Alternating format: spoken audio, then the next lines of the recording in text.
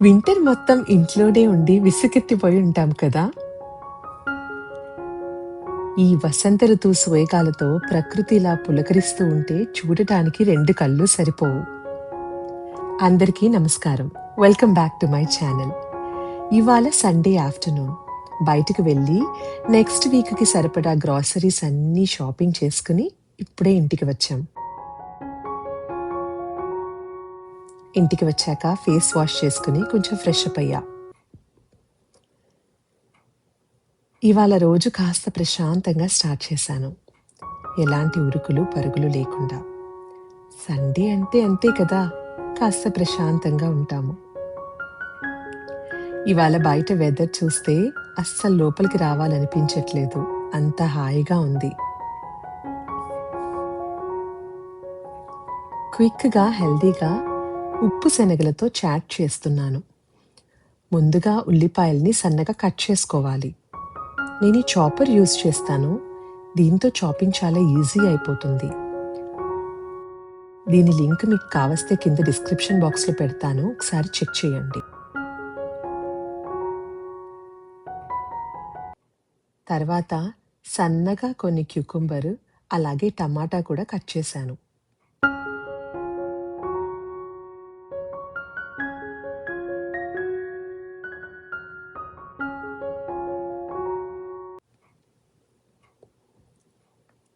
ఆ ఉప్పు శనగల్లో ఉల్లిపాయలు, కీరా దోసకాయ ముక్కలు అండ్ టమాటాలు యాడ్ చేసి కొంచెం ఉప్పు వేసి చాట్ మసాలా అండ్ నిమ్మకాయ జ్యూస్ వేసుకుని బాగా మిక్స్ చేసుకోవాలి.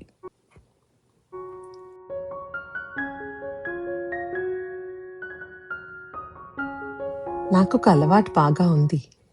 పని అవుతూ ఉండగానే ప్యారలల్గా క్లీన్ చేసేసుకోవటం.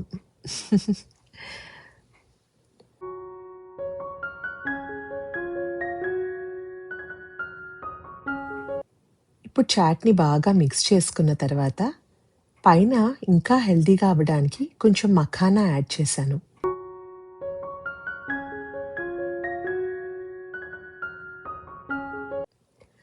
అలాగే కొంచెం pumpkin seeds, water melon seeds కూడా ఫ్రై చేసుకుని ఒక డబ్బాలో పెట్టుకుంటాను. ఇలాంటి చాట్స్ పైన వేసుకోవడం ఈజీగా ఉంటుందని. వీటి వల్ల ఒక మంచి క్రంచ్ కూడా ఉంటుంది చాట్స్కి. అంతే, మన quick and easy chaat ready అయిపోయింది.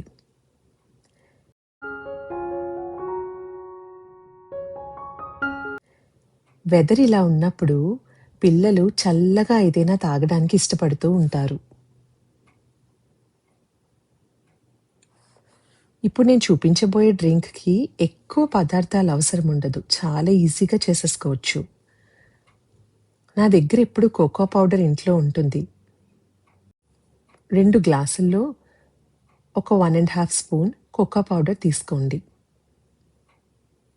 దాంట్లో కొంచెం హనీ వేసుకుని కొంచెం గోరువెచ్చగా ఉన్న పాలు పోసుకొని బాగా మిక్స్ చేసుకోండి, ఎలాంటి ఉండలు లేకుండా. తర్వాత అందులో కొన్ని ఐస్ క్యూబ్స్ వేసుకోండి. నాకు ఫ్రిడ్జ్ నుండి క్రష్డ్ ఐస్ డైరెక్ట్గా తీసేసుకోవచ్చు, అందుకని క్రష్డ్ ఐస్ ఫ్రిడ్జ్ నుంచే తీసుకున్నా.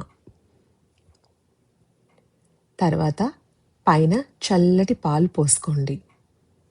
బాగా మిక్స్ చేసుకుంటే quick and easy healthy summer drink ready అయిపోతుంది. ఇది 2 మినిట్స్లో చేసేసుకోవచ్చు, కానీ చాలా టేస్టీగా ఉంటుంది.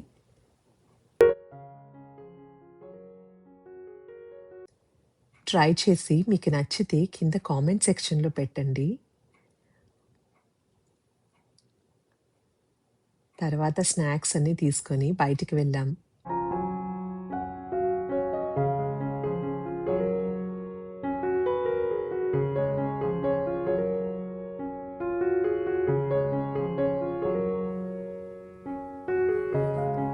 అందరం బయట బ్యాక్ యార్డ్లో కూర్చుని కాసేపు టైం స్పెండ్ చేశాము.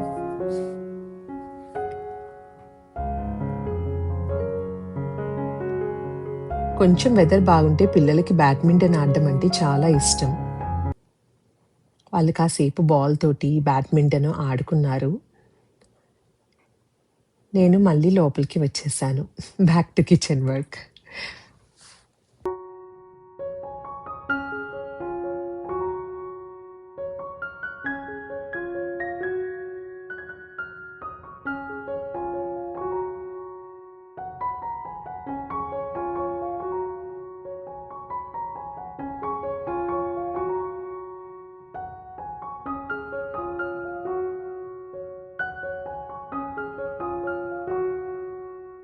డిష్ వాషర్‌ని ఎంప్టీ చేసి మళ్ళీ లోడ్ చేశాను.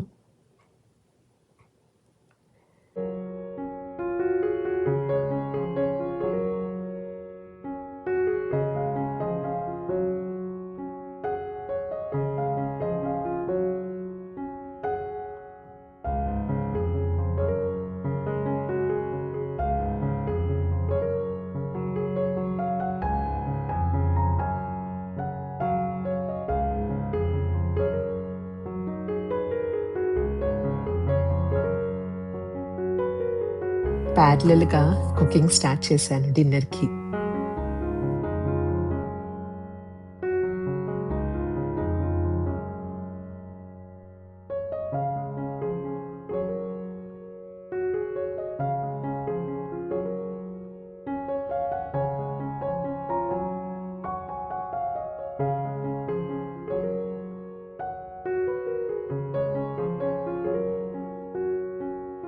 సింపుల్‌గా క్యాబేజు, బంగాళదుంపతో కర్రీ చేశాను.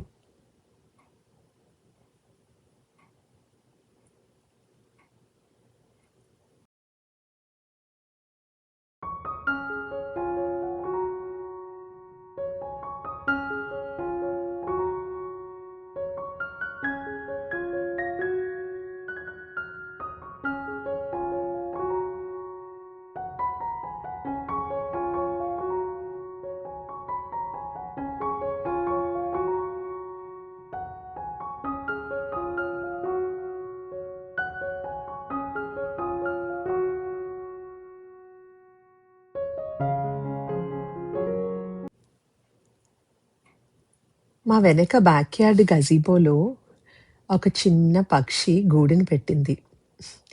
చూడ్డానికి చాలా హ్యాపీగా అనిపించింది.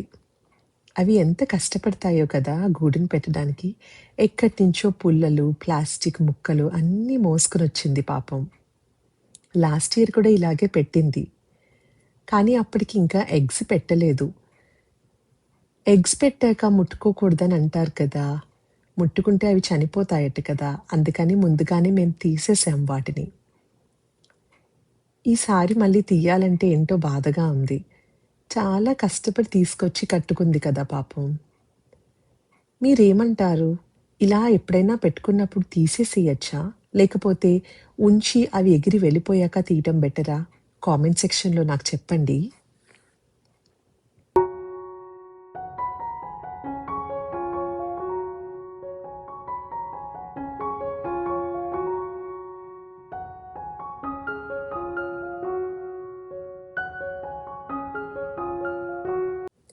ఇది నా సండే స్లో ఈవినింగ్ వ్లాగ్.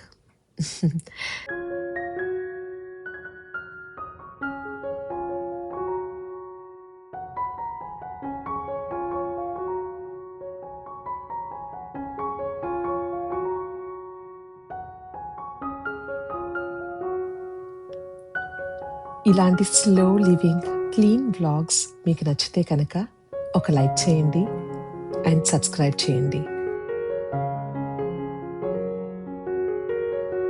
మళ్ళీ నెక్స్ట్ వీడియోలో కలుద్దాము. బాయ్.